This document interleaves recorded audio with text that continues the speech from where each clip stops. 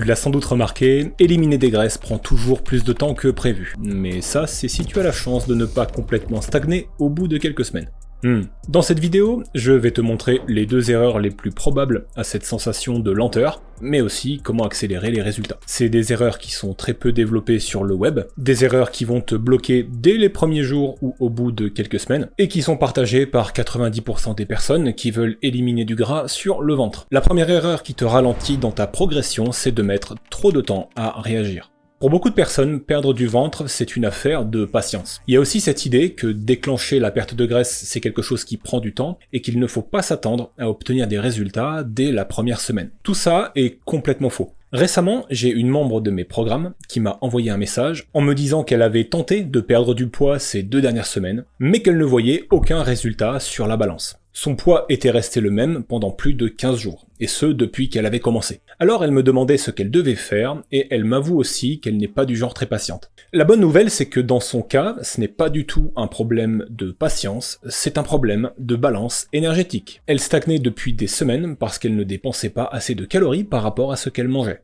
Et ce qu'il faut comprendre, c'est que lorsque la balance énergétique est significativement déficitaire en calories, qu'elle est négative, le poids va descendre et la graisse avec. Et non seulement il va descendre, mais il va aussi descendre de façon mesurable dès les tout premiers jours. Lorsque notre alimentation elle apporte moins de calories que ce qu'on dépense, le corps il commence à déstocker des graisses, de l'eau, ainsi que d'autres réserves énergétiques. Ce qui est encore plus vrai quand on fait du sport et de l'activité physique à côté. Le résultat de ça, c'est que le poids descend de 500 grammes à 1 kg dans les premières 72 heures. Ce n'est bien sûr pas que du gras, loin de là, mais c'est le signe que quelque chose se passe et que le mode déstockage est en quelque sorte enclenché. En clair, qu'un déficit énergétique est bel et bien présent. Si tu ne constates pas de perte de poids sur la balance dans les premiers jours, même minime, c'est qu'il n'y a pas de déficit énergétique. Ou alors pas assez, et qu'il ne sert donc à rien d'attendre que ça vienne. Et si je te parle de ça, c'est que le risque à trop attendre, il est réel, puisque tu perds tout simplement du temps, de l'énergie, et que ça va très vite te pomper l'air de faire des efforts pour rien. Mon conseil, c'est donc d'éviter de mettre trop de temps à réagir et d'adapter très rapidement tes apports et tes dépenses si tu ne constates rien d'encourageant au bout de 2 ou 3 jours. Dans la pratique, n'hésite pas à te peser tous les matins au lever lors de ta première semaine de transformation physique,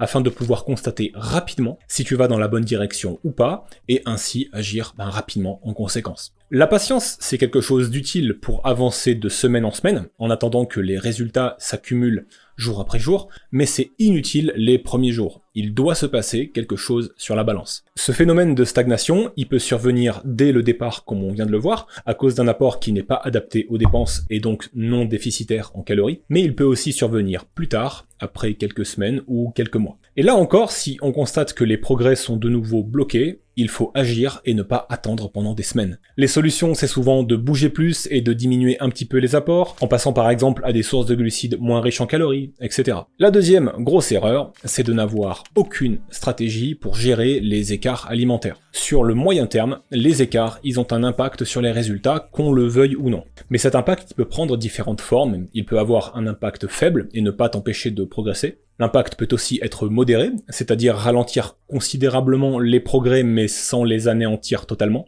Ou encore, il peut être fort, donc t'empêcher complètement de faire des progrès. Et tout ça, ça va dépendre de plusieurs facteurs. C'est quoi tes écarts? Qu'est-ce que tu manges quand tu en fais? Et est-ce que ton métabolisme, il est capable de les absorber ou pas? Je te donne un exemple. On va dire que ton écart de la semaine, c'est un plateau de sushi. Tu t'en mets plein la panse et tu avales aussi 1000 calories en un seul repas. C'est un bon repas, mais c'est pas non plus énorme sur le plan calorique. En plus, tu es quelqu'un qui a un métabolisme élevé, à 3400 calories par jour, donc finalement, ce repas, c'est à peine un tiers de tes besoins journaliers en énergie. Donc au bilan, sur la perte de poids, cet écart, il a un impact faible sur tes résultats, et il ne suffira pas à les ralentir de trop. Maintenant, on va prendre un autre cas de figure. Tu fais une raclette. Pendant cette raclette, tu avales 2000 calories en un seul repas, ce qui est déjà conséquent, mais très facile à atteindre avec, un peu d'apéro et un dessert par exemple. De l'autre côté du tableau, ton métabolisme n'est plus à 3400 calories, mais il est modéré comme la plupart des gens, disons à 2000 calories par jour.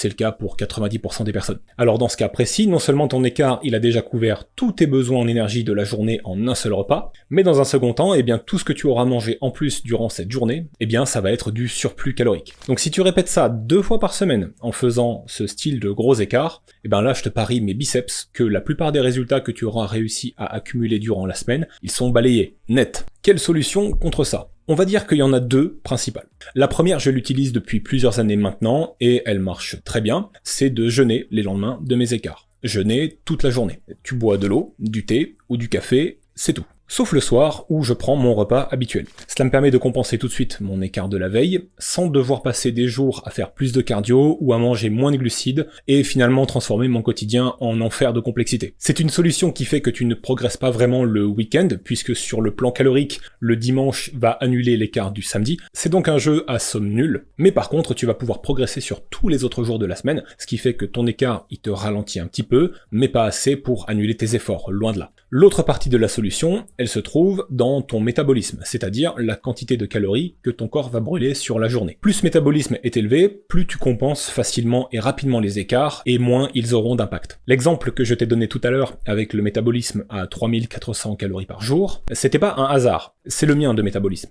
actuel. C'est la quantité de calories qui me permet de maintenir mon poids, et ces calories je les répartis sur la journée dans mes 3 repas habituels. Donc ça me fait 3 repas d'un peu plus de 1000 calories chacun. Alors si je décide de manger 1000 calories de sushi à la place d'un de mes repas habituels, quel impact est-ce que ça va avoir sur le gras ? Eh bien l'impact est nul, ça n'a pas d'impact. Par contre, si j'enchaîne les raclettes, ce sera une autre histoire. Mais tu comprends l'idée, plus ton métabolisme est élevé, et plus tu absorbes les écarts facilement. Et pour ça, il n'y a pas de secret, faut bouger plus, beaucoup plus. Ce concept, je le développe aussi en profondeur dans mon livre gratuit Brûler comme jamais. C'est un guide 100% gratuit que tu peux avoir lu d'ici 1 heure, et dans lequel je te montre comment avoir un métabolisme de fou furieux, et comment ça va t'aider à brûler des graisses en un temps record. Il y a même une vidéo du bouquin si t'aimes pas trop lire. Le guide, il est disponible en cliquant sur la petite fiche juste en haut, ou en cliquant sur le premier lien que tu trouveras en description de cette vidéo. Tu auras même la possibilité de me poser toutes tes questions grâce à un formulaire de contact sous le bouquin et la vidéo, et c'est moi qui réponds à tout le monde. Alors franchement, n'hésite pas. Dans cette vidéo, je t'ai montré 2 erreurs importantes qui t'empêchent soit de commencer à progresser, soit de continuer à progresser. La première, c'était d'être capable de réagir rapidement quand les résultats ne démarrent pas sous 72 heures et que tu ne constates pas de progrès sur la balance. C'est important car si tu attends trop, tu peux perdre des semaines pour rien et te démotiver. Et la deuxième erreur, c'était de ne pas avoir de vraie stratégie pour gérer les écarts, pour les compenser. Pour ça, je t'ai donné ma technique de jeûne, mais je t'ai aussi expliqué l'importance de la composante métabolisme qui joue un rôle fondamental là-dedans. Ces 2 erreurs, si on peut dire, elles ont une source commune, et c'est toujours tes dépenses versus tes apports. L'immense majorité de tes problèmes de perte de ventre et de graisse, que ce soit l'absence de résultats ou l'arrêt progressif des résultats sur les premières semaines, c'est un problème de balance énergétique. En particulier si aujourd'hui tu as plus de 10 kilos à perdre. Si cette vidéo t'a plu, laisse un pouce bleu, n'oublie pas de télécharger mon bouquin gratuit et la vidéo qui le résume entièrement. Dedans tu as tous les concepts importants pour commencer à brûler des graisses en masse et ce dès demain matin. C'est disponible en cliquant sur la petite vignette juste ici. On se retrouve très vite pour de nouvelles aventures sur la chaîne. C'était Romain, ciao.